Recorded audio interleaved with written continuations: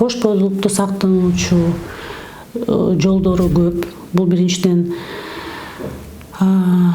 жатынын ичине салуучу спираль, экинчиден гормоналдык таблеткалар, үчүнчүсү бул презерватив колдонуу, төртүнчүсү стерилизация деп коебуз. Бул уже необратимый процессте жатын түтүкчөлөрүн бууп коюучу. Бул только строго по показаниям и возраст 40-тан ашып калган аялдарды кылабыз да. Календарный метод деп коебуз. Ошондой метод дагы бар. Бул дагы 100% гарантия бербейт, потому что эгер аял кишинин айызы өз убагында келбесе, бул метод 100% коргобойт да, бойдон бүтүрүүдөнчү. Дагы местные спермициды деп коебуз, вагинальные свечи, таблетки, специальные гели есть. Ошол жолдор менен колдонсолот. Жатынга салынуучу спираль эң биздин аялдарга ыңгайлуу да. Анткени бир жолу саласың, бир 4-5 жылга чейин унутуп калсаң болот ал методдучу, сактануунун жолдорун. Эгер аялды биз деген толук лечение кылып, обследованиеден өткөрүп, противопоказаниялар эгер жок болсо, жатынга суук деген учурлардын баарын дарылап, противопоказаниялар жок учурда колдонсок, эч кандай белди оорутуп, жаман ооруларга алып келип, осложнениялар болбойт да. Туура колдонуп, туура показанияларды таап туруп анан колдонсок бул методду абдан эле ыңгайлуу биздин аялдаргачы. Анткени көп учурда биздин аялдар башка методдорду унутуп калышат. Таблетированный жана гормоналдык таблеткаларды мен көп сунуштайм өзүмдүн пациенттериме, бирок көбүнчөсү унутуп калат. Убагында ичилбейт. Анан ал убагында ичилбегенде нарушенияларга алып келет менструального цикла. Аларды кайра коррекция кылууга дагы көп убакыт кетет да. Ошондуктан биздин аялдарга, биздин пациенттерге ошо жатынын ичине салуучу спиральдар абдан ыңгайлуу да. Противопоказаниялар жок, мен айтып кеткендей койсо, жакшы эле турат. Андан кийин да бойго бүтүп калбайт экен деген көп суроолор келет да, мачы спираль койсо, андан кийин мен боюма бүтүп калбайт деп. Бул да миф десем болот.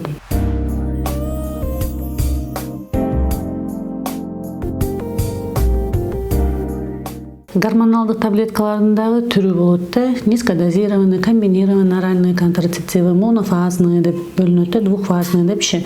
Ар бир аялга биз индивидуально подбирать этебиз. Возраст учитывается, экинчиден репродуктивдүү продолжительность да. Андан кийин аял киши балалуу болгусу келеби же болгусу келбейби, ошол факторлордун баарын учитывать этебиз. Соматические оорулары болсо тоже противопоказаниялар болот, анычы колдонбогонго. Ошондуктан биринчи назначать эттердин алдында гормоналдык таблеткаларды аял киши менен толук маалымат беребиз таблеткалар боюнча. Анын показаниялары болот, противопоказаниялары болот. Ошолордун баардыгын изучать этип туруп, туура эгер биз тандап берсек, эч кандай андай проблемалар деле болбойт. Биринчи прием кылып баштаган убакта албетте побочный эффекттер кездешет. Бирок ал деген дальше колдонуунун себеби болуп эсептелбейт да. Биринчи убакта, биринчи жумада, может быть, биринчи айда организм аны көнгүчү, ошондо побочный эффекттер кездеше берет. Толуп кетем дегендер, эгер аял киши көбүнчө учурларда толуп кеткен учурлар аз эле кездешет. Эгер биз низкодозированный, азыркы убакта низкодозированный оральный контрацептивы көп колдонулат, алардын побочный эффекттери минимальный. Ошо набор веса болбойт, задержка жидкости болбойт да, ошол таблеткаларды ичкендечи. И, конечно, аял киши деген ограничивать этиш керек да, өзүм дагычы, диета кармап, кечинде көп тамактанбай, таттуу жебей, углеводы меньше употреблять этсе, толуп кетишине деле мындай эме болбойт.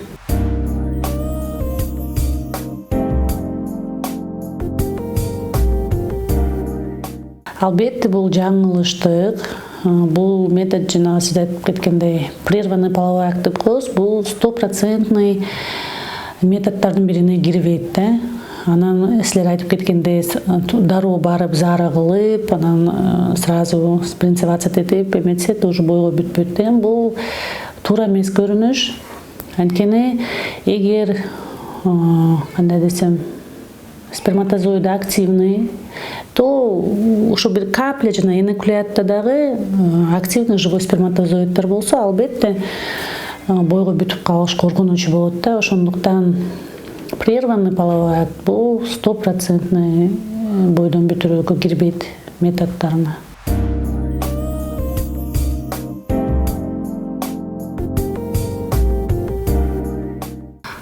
Бойдон алдыруунун эки методу бар бүгүнкү күндө. Бул медикаментозный аборт деп коебуз, таблетканы берип бойдон түшүрүү. Экинчиси вакуум аспирация, шприц менен сордуруп алуу да. Эки метод тең безопасный аборттордун бирине кирет. Анткени ар бирине токтоло кетсем, мен практикамда көбүнчө ошо таблетка жолу менен бойдон түшүрүүнү көп колдоном. Биринчиден бул психологиялык жактан аялга оңой да. Креслога жатып, коркунучу пайда болбойт, внутриматочное вмешательство кылбайбыз да, жатынды тырык калышы мүмкүн эмес. Ушу психологиялык жактан аял кишиге абдан оңой.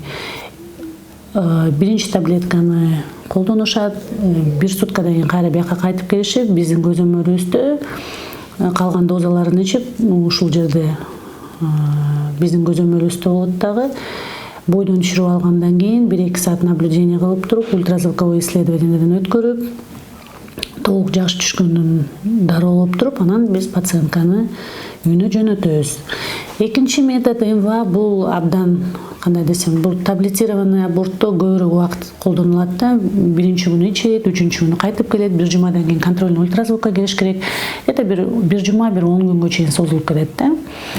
Экинчи вакуум аспирация дегенибиз бул абдан бат, тез, оңой деп эсептесем болот.